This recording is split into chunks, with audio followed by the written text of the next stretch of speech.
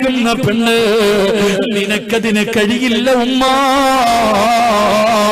ആരു പറഞ്ഞു തന്നാൽ നിന്റെ നാവ് പൊങ്ങില്ല പെങ്ങള്, നിനക്കതിന് പറയാ കഴിയില്ല വാപ്പാ. കാരണം അത് നിസാര പാപമല്ല. കണ്ടവന്റെ ഔറത്ത് കാണുന്നത്, കണ്ട പുരുഷന്റെ ഔറത്ത് കാണുന്നത്, വൃത്തികെട്ട വീഡിയോ കാണുന്ന ചെറുപ്പക്കാരാ,